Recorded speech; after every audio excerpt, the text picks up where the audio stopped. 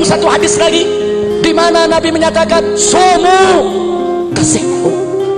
Puasalah kalian semua umat Islam, niscaya kamu akan sehat. Sehat. Ini sabda Nabi, saudara. Wa ma yantiqu 'anil hawa in huwa illa wahyu yuha. Nabi tidak mengucapkan apa-apa yang diucapkan dari hawa nafsunya, tapi apa-apa yang beliau ucapkan adalah merupakan wahyu yang diwahyukan oleh Allah kepadanya. Ternyata puasa itu satu, saudara, itu bisa menjaga keseimbangan kolesterol. Dua, ternyata puasa itu bisa mengontrol kadar gula darah. Tiga, saudara, ternyata puasa itu, saudara, bisa menjaga stamina kesehatan ginjal, saudara. Nggak sampai di situ, ada lagi yang menarik. Ternyata alam fauna dan flora juga kenal puasa, saudara. Perhatikan ayam betina yang sedang bertelur. Perhatikan kalau ayam betina sedang mengerami telurnya, saudara. Kalau dia sedang mengerami telurnya, ayam betina tidak makan, tidak minum. Anda berikan dedak, berikan beras, mereka tidak akan makan, saudara. Kenapa? Sebab nalurinya mendorong dia untuk berpuasa.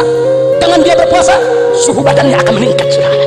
Kalau suhu badannya akan meningkat, maka panas suhu badan ayam betina tadi akan mampu untuk menetaskan telurnya, saudara. Subhanallah.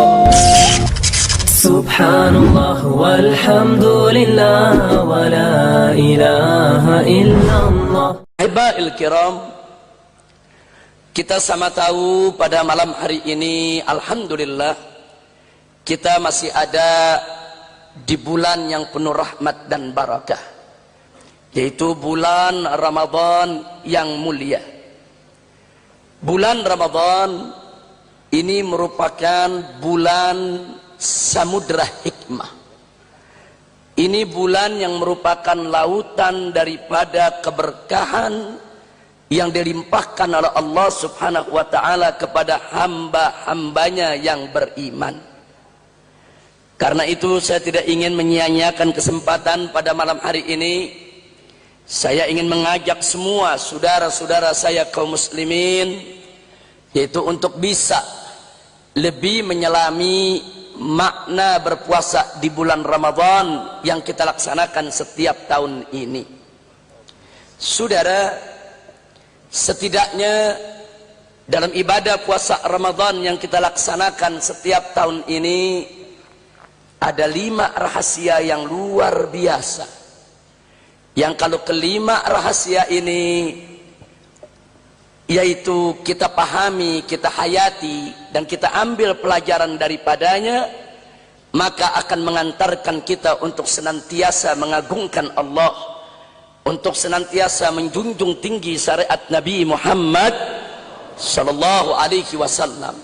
Sekarang yang keempat, dalam satu hadis lagi, Nabi kita Sayyiduna Muhammad sallallahu alaihi wa alihi wa sahbihi wa sallama tasliman katsira, di mana Nabi menyatakan, atau kama qala Nabi sallallahu alaihi wasallam, sumu kasihu. Luar biasa, saudara. Kata Nabi, sumu tasihu, puasalah kalian semua umat Islam, niscaya kamu akan sehat. Sehat. Ini sabda Nabi, saudara. Wa ma yantiqu 'anil hawa in huwa illa wahyu yuha. Nabi tidak mengucapkan apa-apa yang diucapkan dari hawa nafsunya, tapi apa-apa yang beliau ucapkan adalah merupakan wahyu yang diwahyukan oleh Allah kepadanya. Alhamdulillah. Sumu, kata Nabi, tasihu, puasalah kamu, niscaya kamu sehat. Ternyata, saudara, belakangan ini para ahli medis berlomba untuk mengungkap apa manfaat puasa bagi manusia. Subhanallah, yang muslimnya, yang non muslimnya rame-rame meneliti soal puasa, saudara. Akhirnya, saudara, dalam beberapa konferensi internasional, dalam sejumlah seminar-seminar, muktamar internasional, sudah ada disimpulkan, ternyata puasa itu satu, saudara, itu bisa menjaga keseimbangan kolesterol. Dua, ternyata puasa itu bisa mengontrol kadar gula darah. Tiga, saudara, ternyata puasa itu, saudara, bisa menjaga stamina kesehatan ginjal, saudara. Ginjal itu bekerja selama 11 bulan tanpa henti, saudara. Begitu masuk bulan Ramadan 1 bulan disuruh istirahat dari pagi sampai sore, saudara. Subhanallah. Jadi kalau orang-orang yang berpuasa dengan penuh keimanan, keikhlasan kepada Allah, setiap tahun minimal 1 bulan di bulan Ramadan dia berpuasa. Apalagi ditambah dengan puasa sunnah, saudara. Puasa Senin Kemisnya dan puasa sunnah yang lainnya, saudara. Niscaya ginjalnya akan sehat, saudara. Kita mau terhindar dari kegagalan ginjal, jangan tinggalkan puasa, saudara. Makanya Anda bisa lihat bukan itu saja.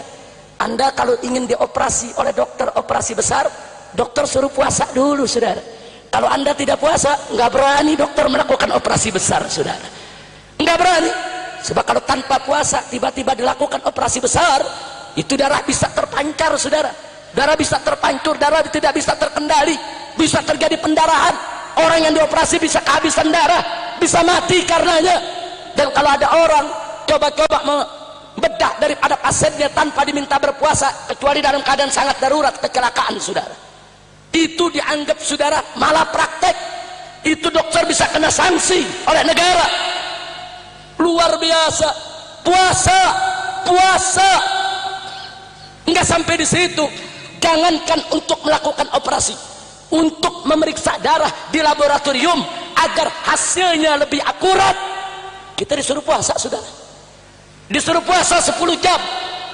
Begitu kita puasa 10 jam, besok darah kita diperiksa, hasilnya jauh lebih akurat dibandingkan orang yang tidak puasa, saudara.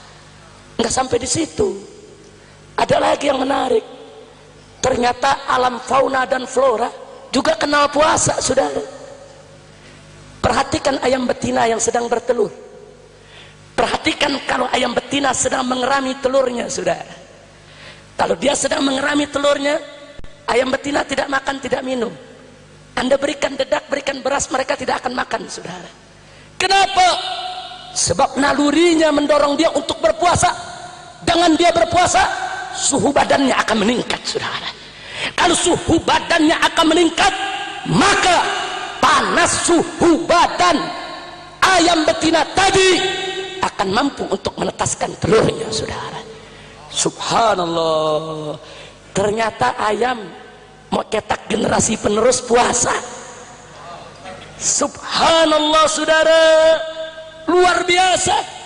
Ayam. Ini ayam nggak punya akal ya. Ayam tahu puasa manfaat. Ada manusia Allah kasih akal, ngaku Islam nggak puasa. Ini derajatnya lebih rendah daripada. Bukan hanya ayam, ular begitu ingin ganti kulit, saudara, dia melakukan mati semu, saudara. Dia nggak bergerak. Orang yang nggak tahu pikir itu ular udah mati, saudara.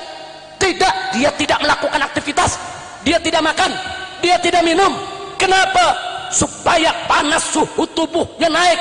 Makin tinggi panasnya, makin tinggi dia punya suhunya, maka kulit-kulit lama akan terkelupas, saudara. Begitu kulit lama terkelupas, datanglah kulit baru yang lebih sensitif untuk mempertahankan kehidupannya. Subhanallah.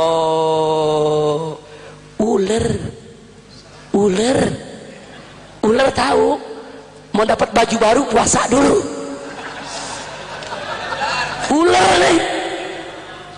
Ular. Subhanallah. Enggak sampai di situ. Beberapa tahun yang lalu ditemukan beberapa jenis pohon, saudara. Ternyata pada musim tertentu mereka berpuasa. Mereka enggak mengambil asupan makanan maupun minuman, saudara. Untuk apa? Dalam rangka untuk mendapatkan bunga yang bagus, bunga yang harum ketika musim berbunga tiba, saudara. Subhanallah. Flora dan fauna, saudara. Puasa dapat manfaat dari puasa. Makanya jangan kaget kalau para ahli medis menyelidiki ada apa dengan puasa. Dan yang menariknya lagi, ternyata kali ini ditemukan oleh para ahli medis, saudara, puasa mampu untuk memperlambat pengeriputan kulit, saudara. Masya Allah. Orang yang rajin puasa bukan hanya bulan Ramadan, ditambah lagi dengan puasa-puasa sunnah, mengeriputnya kulit lambat saudara. Tapi yang malas puasa 40 tahun udah pada keriput. Tapi coba kalian rajin puasa, rajin ibadah, rajin berwudu saudara, kulitnya tetap kenceng. Jadi kalau kulit mau kenceng nggak usah ke salon, nggak usah operasi plastik saudara. Puasa sumu tasihu. Subhanallah. Saya tanya sekali lagi, kalau gitu puasanya umat Islam indah tidak? Bagus tidak? Manfaat tidak? Bangga tidak jadi orang Islam? Bersyukur tidak jadi orang Islam? Alhamdulillahi Rabbil Alamin. Saya ingin mengingatkan, yang pertama, bahwa yang hak dan yang batil akan selalu berhadap-hadapan sampai hari kiamat. Bahwa antara yang hak dan yang batil tidak akan pernah ada perdamaian sampai hari kiamat saudara. Antara yang hak dengan yang batil akan selalu saling mencari cara untuk saling menjatuhkan, untuk saling mengalahkan, untuk saling menguasai. Mimpi di siang bolong kalau kita ingin membuat hak dan batil hidup berdamping-dampingan saudara. Jadi kalau yang hak tidak pernah disuarakan, yang hak tidak pernah ditegakkan, yang hak tidak pernah diperjuangkan, yang hak tidak pernah dilaksanakan, mimpi di siang bolong kalau yang batil akan sirna dari depan kita saudara. Takbir.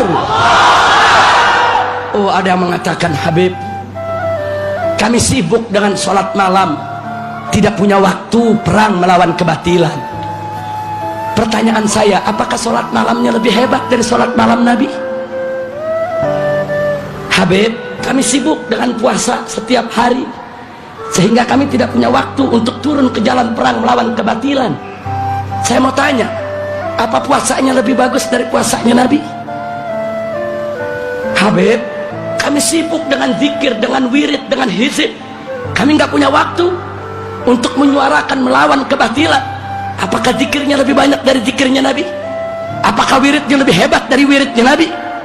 Rasulullah Sallallahu Alaihi Wasallam uswatun hasanah, suri tauladan yang baik di setiap aspek kehidupan. Sholatnya paling bagus, puasanya paling bagus, zikirnya paling bagus, zuhudnya paling bagus, tahajudnya paling bagus, aneka ragam amal ibadahnya paling bagus. Tapi sungguh pun begitu, Nabi tidak pernah melupakan untuk turun menegakkan amar ma'ruf nahi munkar saudara. Takbir. Dan Nabi juga tidak lupa untuk mencabut pedangnya, mengangkat senjatanya tatkala dibutuhkan